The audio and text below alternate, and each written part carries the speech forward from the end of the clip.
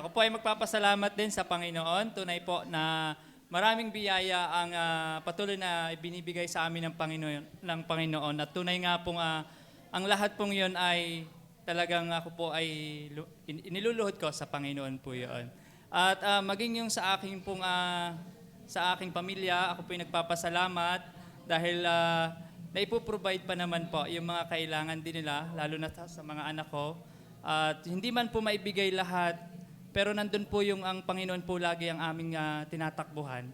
At sa trabaho po, biyaya po na bagamat ako po ay nawalan ng trabaho halos 1 taon, ay nandun po na ramdam ko pa rin po ang pagkilos ng Panginoon sa aming buhay. Hindi naman po nagugutom sa kumbaga po ay may mga taong ginagamit para po kami ay makarao sa maghapon, kaya malaking biyaya po yung ganon. At pagdating po sa sarili ko, ako po ay tunay na nagpapasalamat sa Panginoon dahil nandun yung malakas ang katawan. 1 taong hindi nagkakasakit. Nagkakasakit po ay yung nakukuha naman sa gamot, yung mga bioflu, ayan, yung mga medical, ayan. Ay, wala na medical.